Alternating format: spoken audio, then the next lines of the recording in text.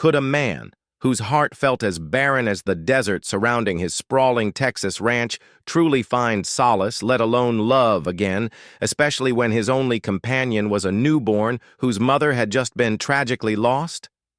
Miguel Santos, a rancher hardened by sun and sorrow, certainly doubted it. His arms, usually strong for wrangling cattle, now trembled as he cradled his tiny daughter, Isabella. The silence of the vast landscape, usually a comfort, had become a suffocating weight since Lola, his vibrant wife, had slipped away during childbirth. Every creak of the old hacienda, every whisper of the wind through the saguaros, was a cruel echo of her laughter, her songs, her life. He was a man adrift in a sea of grief, a captain without a compass.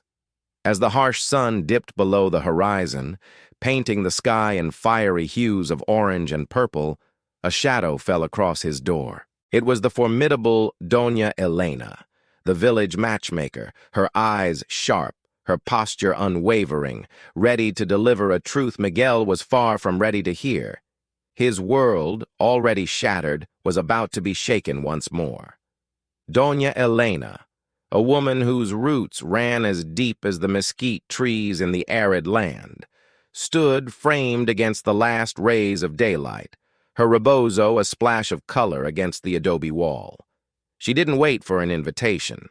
Her gaze, direct and unyielding, fixed on Miguel and the tiny bundle in his arms. "Te lo dije, Miguel," she declared, her voice, usually warm, now edged with a stern, no-nonsense tone. "Te dije que necesitabas una esposa." "I told you, Miguel. I told you you needed a wife." The words hung heavy in the air, a stark reminder of the advice he had dismissed, confident in his love for Lola. Miguel flinched, pulling Isabella closer, as if to shield her from the bluntness of the truth. His grief was too raw, his pain too profound to entertain such a thought. A wife? How could anyone replace Lola? How could he even consider it with his heart still bleeding for her? The scent of newborn, sweet and innocent, mingled with the bitter tang of Miguel's despair. Lola, his beautiful Lola, had been the heart of their hacienda, her spirit as fierce and fiery as a flamenco dancer, her laugh as melodious as a mariachi trumpet. Now, only an overwhelming silence remained. Every corner of their adobe home, with its vibrant talavera tiles and sun-drenched courtyards, whispered her name. He remembered her hands, swift and sure, preparing mole in the kitchen, her voice singing boleros as she watered the bougainvillea. Life without her was an impossible equation.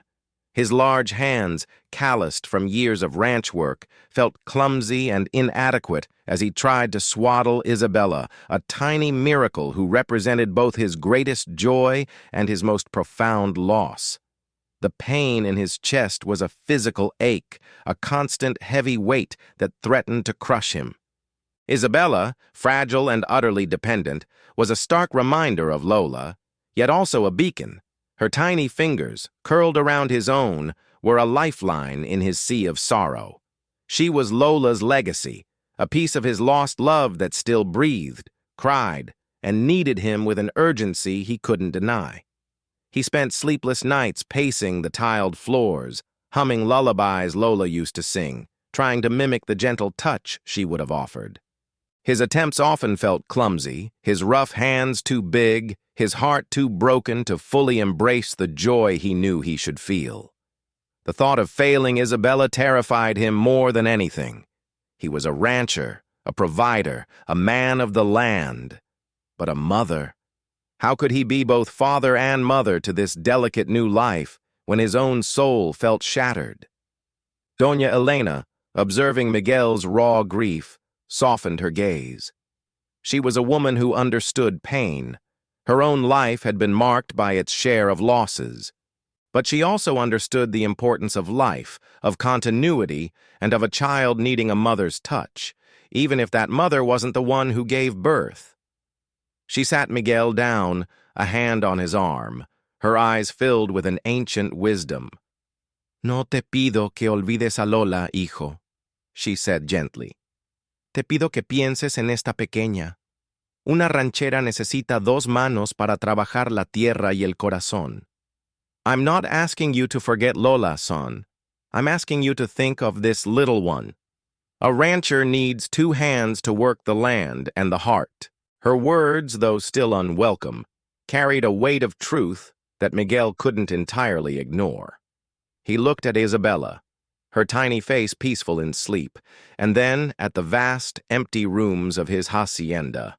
Doña Elena knew that sometimes the hardest truths were the ones that eventually brought salvation. The once bustling Hacienda Santos, with its vibrant courtyards and lively gatherings, now felt deserted, a ghost of its former self. The aroma of freshly baked bread no longer wafted from the kitchen, and the sounds of laughter had been replaced by the mournful creak of the wind. Miguel tried to manage everything, the ranch, the household, and the overwhelming demands of a newborn. But he was losing the battle.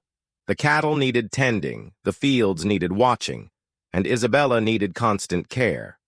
He was stretched thin, a man on the brink of collapse. He longed for the days when Lola's presence filled every space, when her organizational skills and boundless energy kept the hacienda running smoothly. Now every unwashed dish, every unmended fence, was a painful reminder of what he had lost, a testament to his inadequacy. In their community, steeped in Mexican and Spanish traditions, family was everything.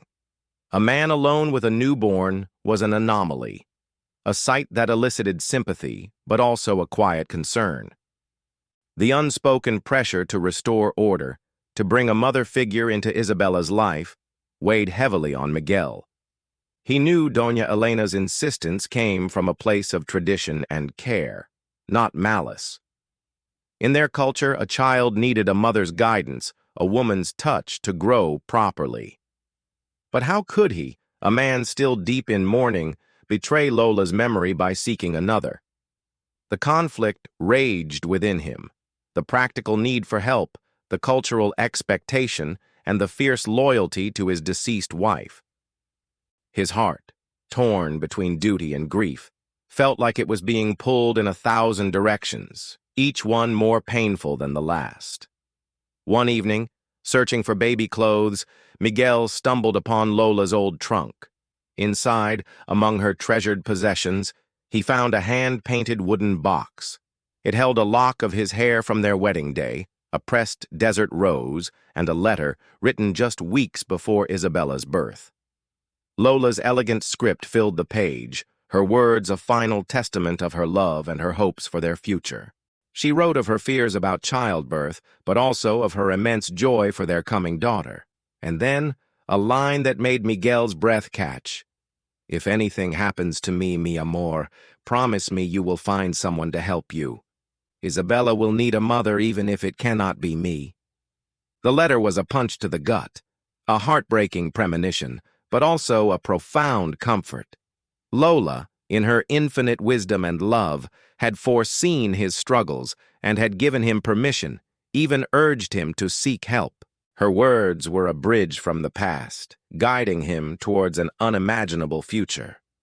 Lola's letter, though painful, provided a sliver of peace. It wasn't about replacing her. It was about honoring her wishes, ensuring Isabella had the nurturing she deserved. The heavy weight in Miguel's chest eased, replaced by a quiet, determined resolve.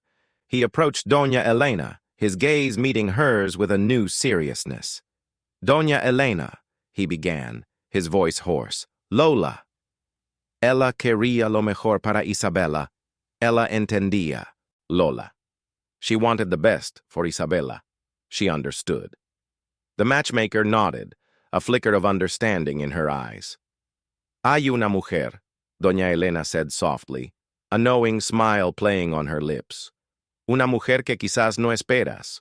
Una mujer con manos fuertes y corazón puro. Ella ha estado esperando su propio destino. There is a woman you might not expect, a woman with strong hands and a pure heart. She has been waiting for her own destiny. Days later, a dust cloud on the horizon announced the arrival of a new presence. It was Catalina Vargas, a woman Doña Elena had summoned from a neighboring community, not a typical match in the conventional sense, but a woman of quiet strength and deep connection to the land. Catalina rode a sturdy mare, her face tanned by the sun, her long, dark braids swaying with the rhythm of her horse. She wasn't delicate or overtly beautiful in the way Lola had been, but her presence exuded a calm competence, an aura of resilience that immediately struck Miguel. She dismounted with a practiced grace, her eyes the color of rich earth, sweeping over the hacienda and finally resting on Miguel, who held Isabella tightly. There was no artifice in her gaze, only a quiet assessment, a silent understanding of the challenge that lay before her. Miguel, still guarded by his grief, found himself bristling at Catalina's efficiency. She moved through the hacienda with an unsettling ease, organizing the kitchen, soothing Isabella's cries with a natural grace, and even suggesting improvements to the neglected garden. "No necesito que cambies todo," he grumbled one morning, watching her replant some wilting chili peppers Lola had cherished. Catalina simply straightened, wiping dirt from her hands. "Necesita vida, Miguel, y Isabella necesita un hogar, no un museo de tristeza." "I don't need you to change everything, it needs life, Miguel. And Isabella needs a home, not a museum of sadness." Her words, sharp but true, cut through his defenses. He felt a pang of resentment, then a strange flicker of respect. Catalina wasn't trying to replace Lola. She was simply trying to restore life to a place and a family that desperately needed it. It was Isabella who truly bridged the gap between them. Catalina's hands, though firm, were gentle as she changed diapers, her voice soft as she sang traditional Mexican lullabies, arullos, that filled the silent hacienda with a new kind of warmth. Isabella, initially fussy, quickly found comfort in Catalina's presence.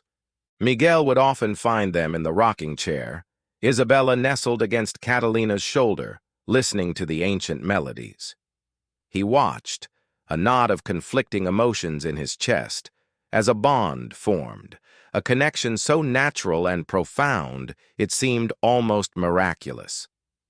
A quiet tenderness began to bloom in his heart, not for Catalina in a romantic sense yet, but for the way she cared for his daughter, for the light she was bringing back into Isabella's and indirectly his own life.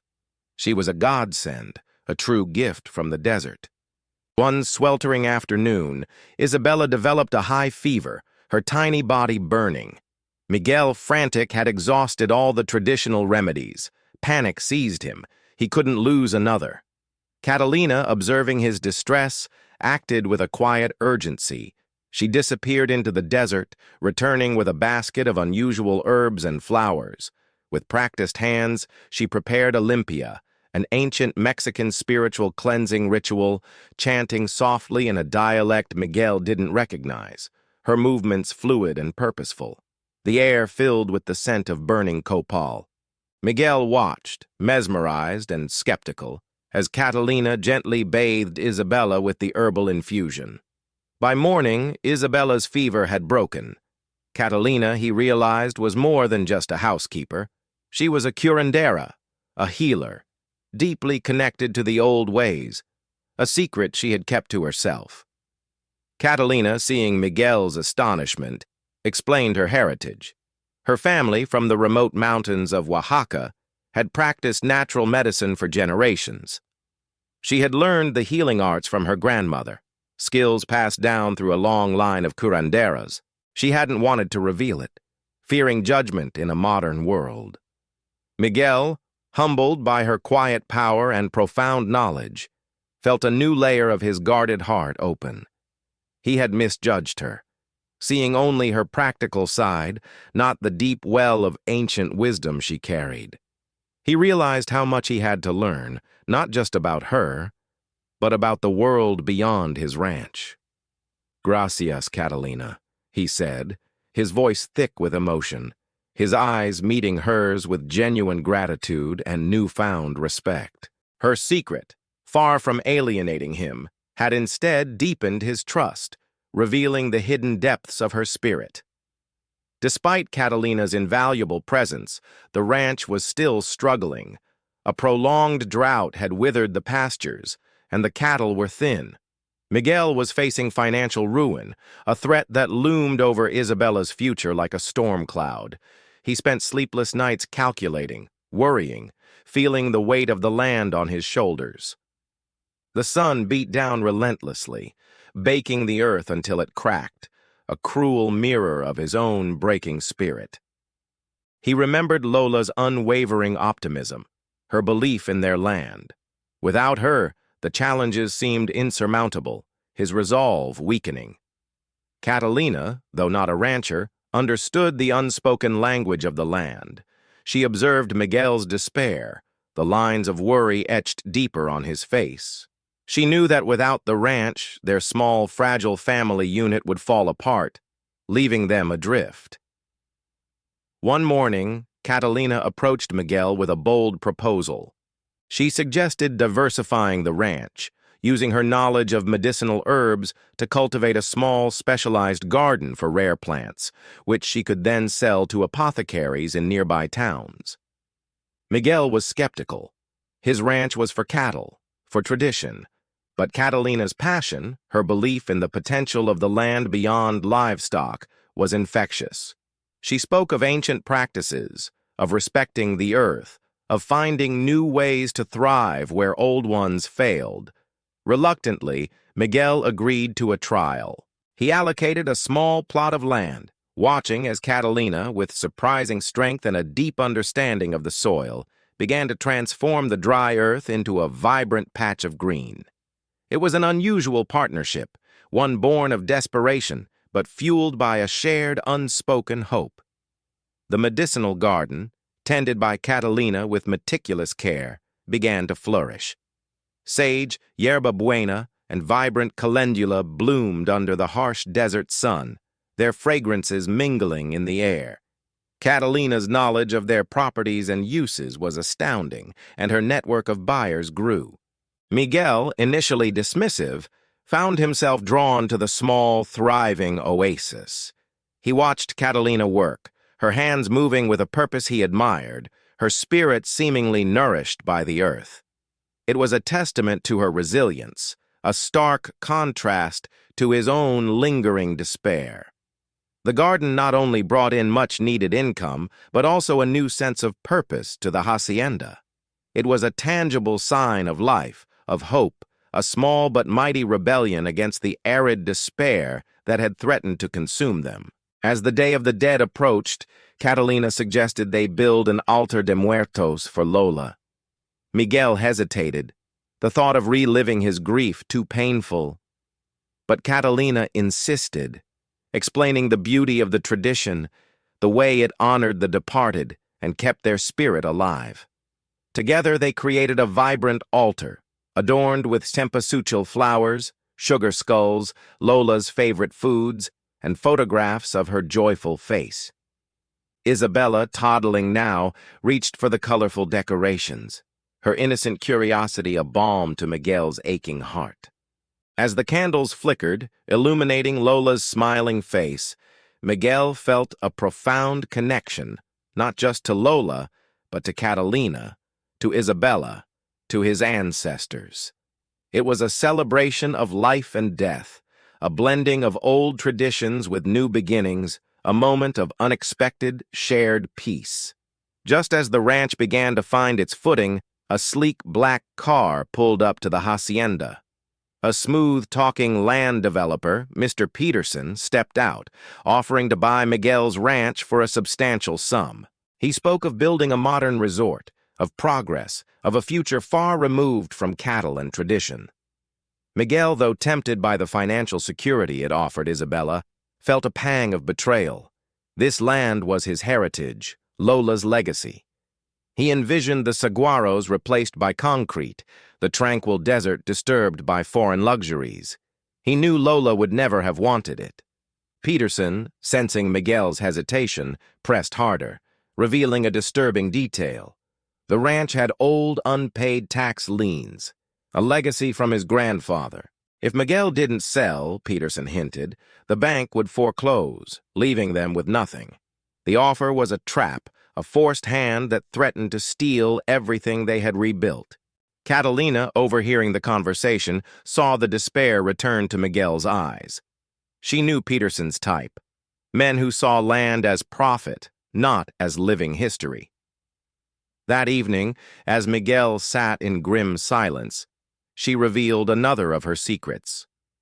From a hidden pouch, she produced a faded, hand-drawn map.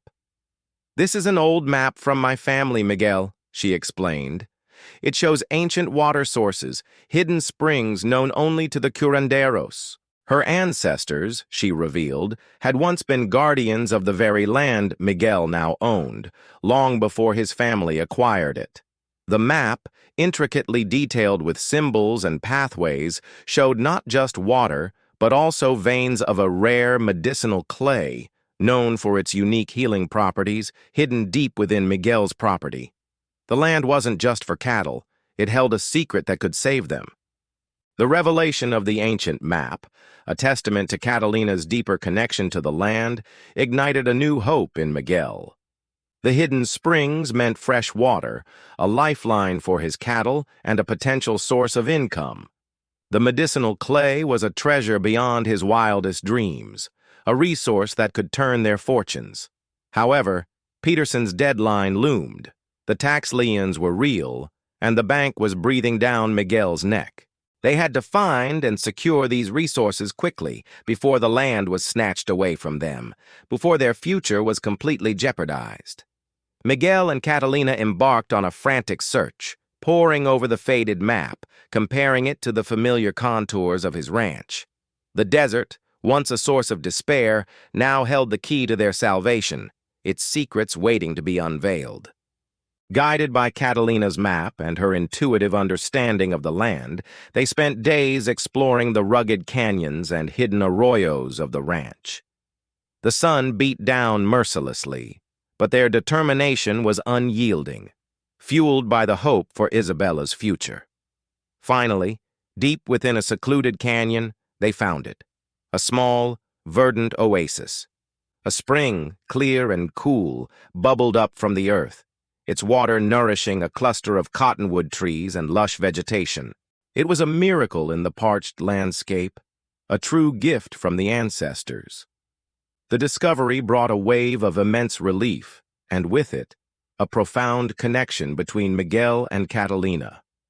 They had worked as one, their combined strengths uncovering a resource that could sustain the ranch, proving the land's enduring resilience. With the water source secured, they focused on the medicinal clay. Catalina's map led them to a hidden grotto, its walls shimmering with veins of rich, dark clay. As she touched it, a sense of ancient power seemed to emanate from the earth. This clay, Catalina explained, was renowned for drawing out impurities and healing various ailments. It could be a source of income, a product to be harvested and sold, adding another layer of diversification to the struggling ranch. It was an untapped gold mine, a secret that had lain dormant for generations. Miguel watched her, his admiration growing with each discovery. Catalina wasn't just saving his ranch. She was teaching him to see his land and himself through new eyes, opening him to the rich hidden potential of his heritage. Peterson, having learned of Miguel's efforts, made one final, desperate move. He bought the tax lien from the bank, intending to foreclose immediately, hoping to catch Miguel off guard before he could secure the necessary funds or fully develop his new resources. Miguel received the notice, his heart sinking once more. The deadline was impossibly short.